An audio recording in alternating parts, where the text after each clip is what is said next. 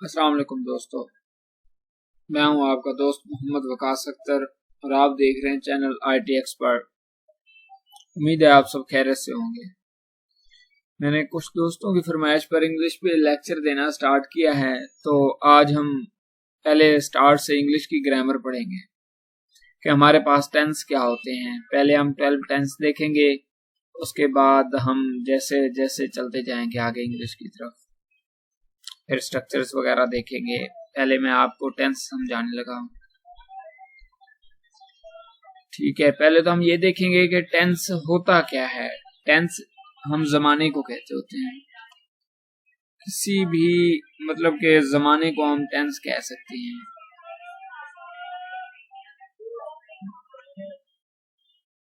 किसी भी जमाने को हम टेंस कहते हैं।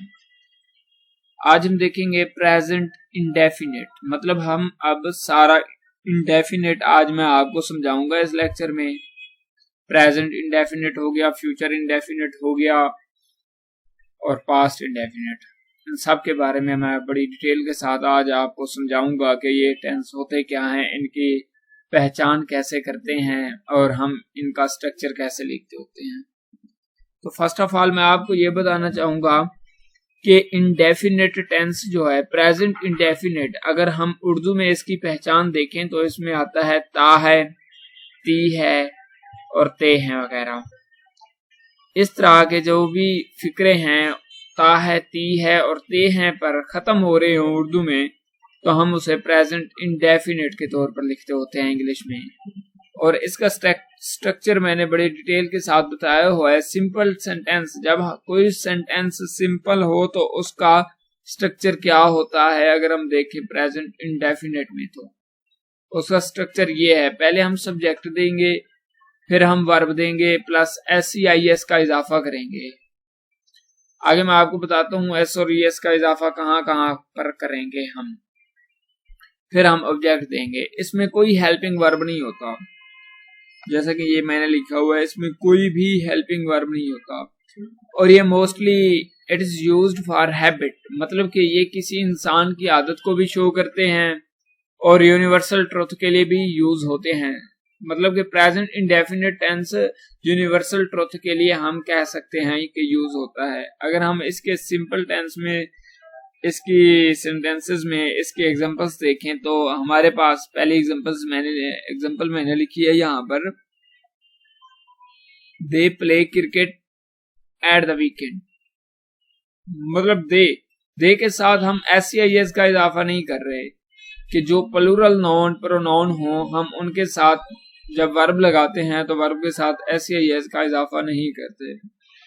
आगे नेक्स्ट एग्जांपल मैंने दी हुई, he goes to school daily, मतलब ये उसकी आदत को शो भी कर रहा है, वो रोजाना स्कूल जाता है, उसकी रूटीन को भी शो कर रहा है ये। या वो हर वीकेंड पे क्रिकेट खेलते हैं, ते हैं आ गया यहाँ पर देखें। वो स्कूल जाता है, डेली स्कूल जाता है। Sun rises in the east, ये यूनिवर्सल ट्रुथ को शो कर रहा है, ईस्ट से हमेशा सनराइज होता है, वेस्ट से तो नहीं होता ना। काउ गिव्स मिल्क, ये भी यूनिवर्सल ट्रुथ को भी शो कर रहा है, क्योंकि गाय दूध देती है, कुछ और चीज नहीं देती। अच्छा, अब हम चलते हैं इसके नेगेटिव सेंटेंसेस की तरफ। इनके नेगेटिव सेंटेंस कैसे बनते हैं, चलें दोस्तों आज हम नेगेटिव सेंटेंस देखते हैं कि इनके नेगेटिव सेंटेंस कैसे बनते हैं। नेगेटिव सेंटेंस का मैंने एक आगे स्ट्रक्चर दिया हुआ है, ये देखें। पहले हम सब्जेक्ट लगाते हैं, फिर हम हेल्पिंग वर्ब लगाते हैं, फिर हम इसके साथ नॉट लगाते हैं हेल्पिंग वर्ब के साथ, फिर वर्ब की फर्स्ट फॉर्म लगाते हैं। यहाँ पर देख लें, वर्ब की मैंने फर्स्ट फॉर्म लगाई हुई है और फिर जाकर हम ऑब्जेक्ट लगाते हैं। इसका हेल्पिंग वर्ब क्या है? इसका हेल्पिंग वर्ब ये है, नीचे मैंने लिखा हुआ है स्लाइड में बड़ी डिटेल के साथ। हेल्पिंग वर्ब इसका डू और डज है। और अब हम देखेंगे कि डू और डज कहाँ कहाँ यूज होते हैं। तो ये देखें, यूज ऑफ डज। डज हमारा होता है ही, शी, इट, एंड कोई भी सिंगुलर नाउन आ जाए हम उससे जब वो लिखेंगे तो हम डू के साथ एस का इजाफा करके डज लगा देंगे। और हमारा डू कब यूज होता है, कोई भी प्लूरल नाउन हो या प्रोनाउन हो, जैसे कि आई, यू, वी, दे और प्लूरल नाउन कोई भी आ जाए तो हम उनके साथ डू लगाते होते हैं सेंटेंस में। अच्छा दोस्तों, अब हम देखते हैं इसकी एग्जांपल्स। मैंने ये पहले एग्जांपल दी हुई है, ये आपके सामने है पहली example. He does not study at home, कि वो घर पर स्टडी नहीं करता। Ali does not make lame excuses, Ali बहाने नहीं बनाता। ता है, मतलब कि ये देख लें कि लास्ट में हम अगर इसकी ट्रांसलेशन करें, ता है, ती है, ते हैं, लाजमी आ रहे हैं, तो इसलिए हम ये कह सकते हैं कि इसकी उर्दू में यही निशानी हो गई। Ahmad does not go to school daily, Ahmad daily school नहीं जाता है। Sun does not rise in the west, सूरज मगरिब से तुलू नहीं होता। उम्मीद है ये आपको नेगेटिव सेंटेंस समझ आ गए हुए। चलें अब हम चलते हैं अपने इंटेरोगेटिव सेंटेंस की तरफ। इंटेरोगेटिव सेंटेंस कैसे बनते होते हैं इसमें प्रेजेंट इंडेफिनिट में, तो ये हमारे पास इंटेरोगेटिव सेंटेंस होंगे। इसका स्ट्रक्चर हो गया, पहले हम हेल्पिंग वर्ब देते हैं, फिर सब्जेक्ट देते हैं, फिर वर्ब देते हैं, प्लस ऑब्जेक्ट होता है। हेल्पिंग वर्ब भी इसमें डू और डज हो गए, जैसे कि मैंने आपको पीछे बड़ी डिटेल के साथ बताया हुआ है कि डू कहाँ यूज होता है और डज कहाँ यूज होता है। तो अब हम चलें इसके एक दो एग्जांपल्स देख लेते हैं। Do you have an English book, ये देख लें मैंने पहले हेल्पिंग वर्ब दिया है, डू आ गया हमारे पास ये हेल्पिंग वर्ब, फिर मैंने जाकर दिया है ये हमारे पास आ गया यू सब्जेक्ट, हैव आ गया, यहाँ पर हैव हमारे पास वर्ब के तौर पर यूज हो रहा है, main verb. N English book हमारे पास ये आ गया सब्जेक्ट। मजीद में आ गया, आपको बड़ी डिटेल के साथ सारा कुछ समझाऊंगा। डज द सन, मतलब के sun sets in the west, west क्या सूरज मगरिब से गुरूब होता है। Does the crow give milk, cow give milk, क्या गाय दूध देती है, इसकी ये देती है, ते हैं वगैरह आ रहे हैं इसमें। Do you live in Pakistan, क्या आप पाकिस्तान में रहते हैं, ठीक हो गया। आई के साथ तो वैसे ही हम डू लगाते होते हैं यहाँ पर। तो चलें अब हम देखते हैं अपना past indefinite tense. Past indefinite tense, past मतलब के गुजरा हुआ जमाना, प्रेजेंट मतलब के मौजूदा, और पास्ट मतलब गुजरा हुआ जमाना। इसके सिंपल टेंस के सेंटेंस के अगर स्ट्रक्चर देखा जाए तो हम सब्जेक्ट प्लस वर्ब की सेकंड फॉर्म, हम इसमें वर्ब की सेकंड फॉर्म यूज करते हैं। वहां तो हमने देखा था कि वर्ब की फर्स्ट फॉर्म यूज करते थे, लेकिन यहाँ हम सेकंड फॉर्म यूज करते हैं। मजीद में आगे आपको बड़ी डिटेल के साथ इसके एग्जांपल्स के साथ बताता हूँ, फिर हम ऑब्जेक्ट दे देते हैं।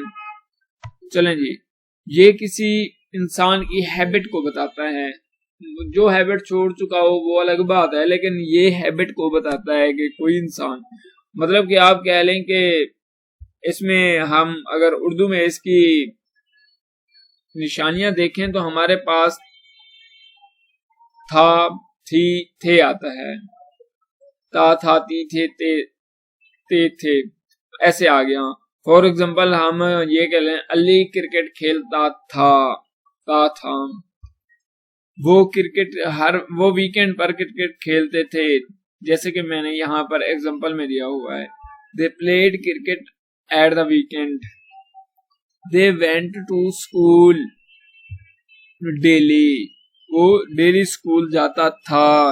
वेंट यहाँ पर मैंने सेकंड फॉर्म ऑफ वर्ब दी हुई है, प्लेड यहाँ पर भी मैंने सेकंड फॉर्म ऑफ वर्ब दी हुई है। They taught English from YouTube, ये देख लें कि वो यूट्यूब से इंग्लिश सीखते थे, पढ़ते थे।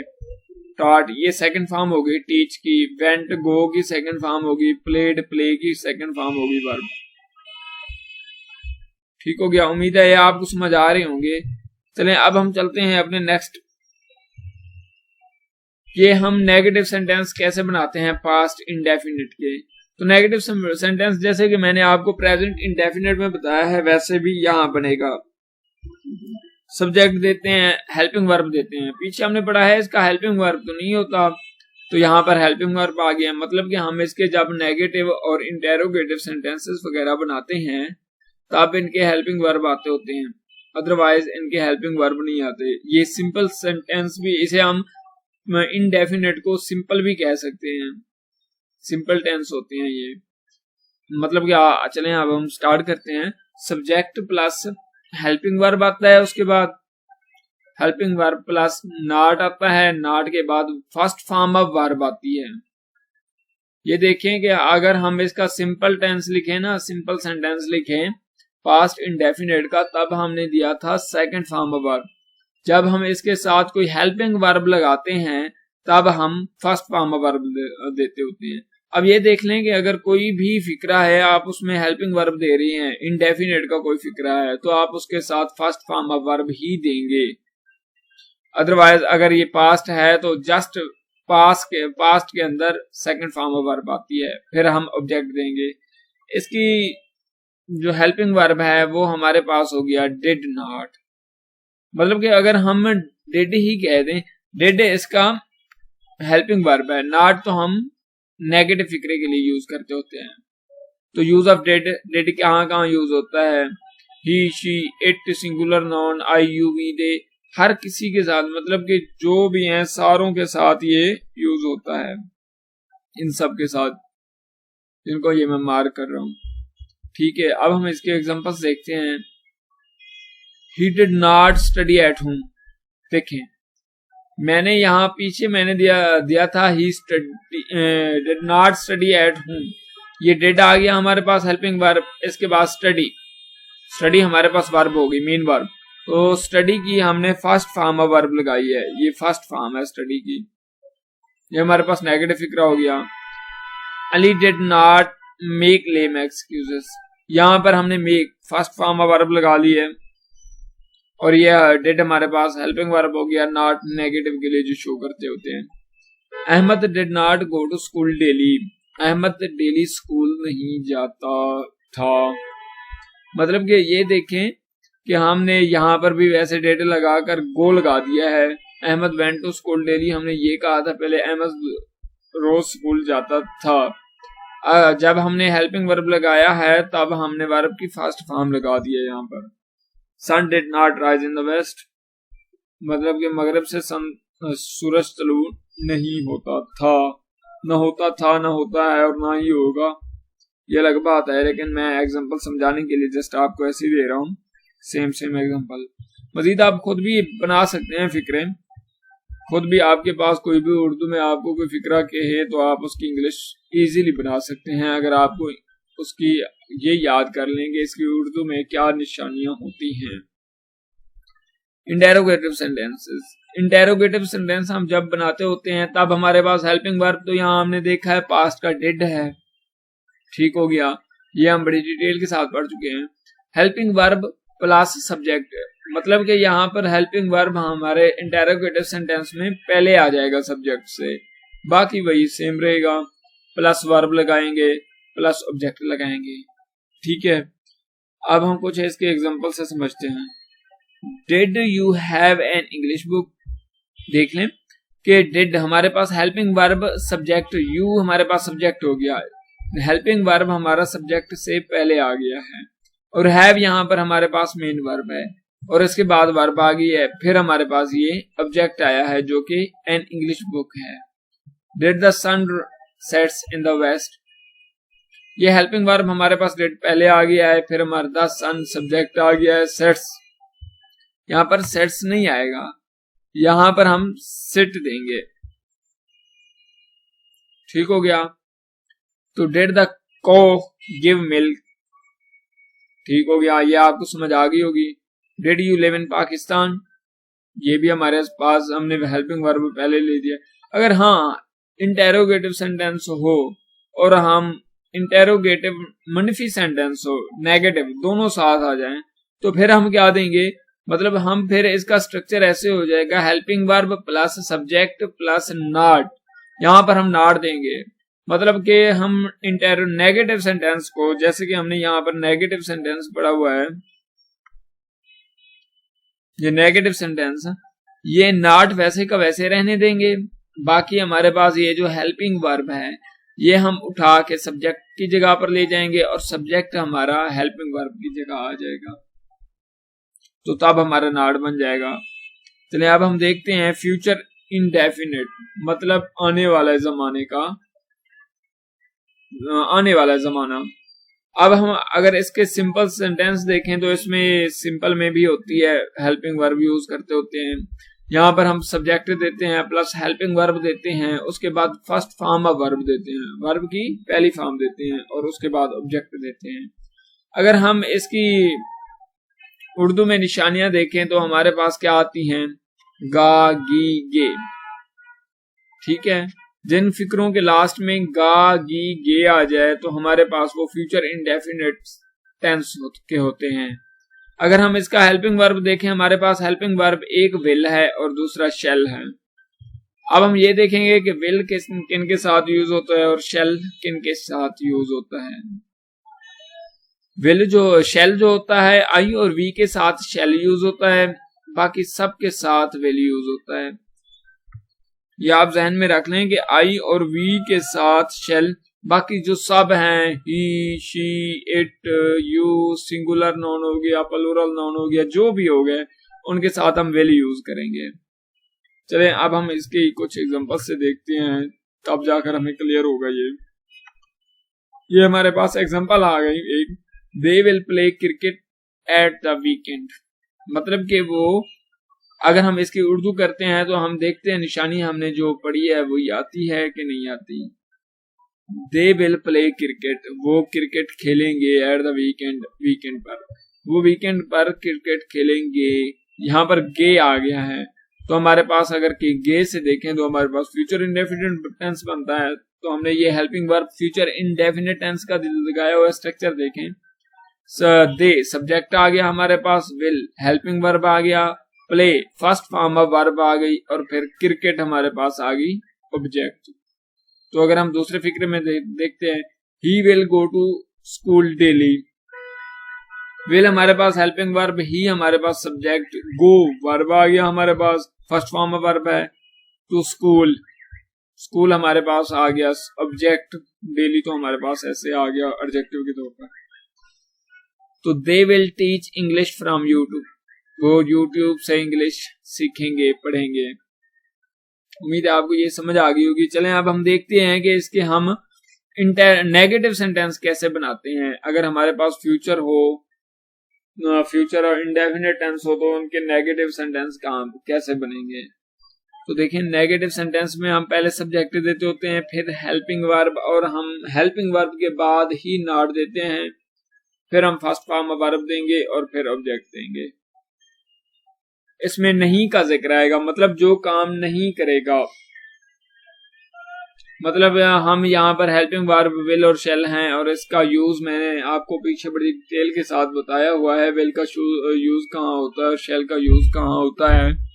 तो हम चलें अब इसकी कुछ एग्जांपल से सीखते हैं। अगर हम इसके एग्जांपल्स देखें, दे will not play cricket at the weekend, मैंने पीछे वाला फिक्रा ही उठाकर यहाँ लिख दिया है, नॉट जस्ट नॉट लगा दिया है।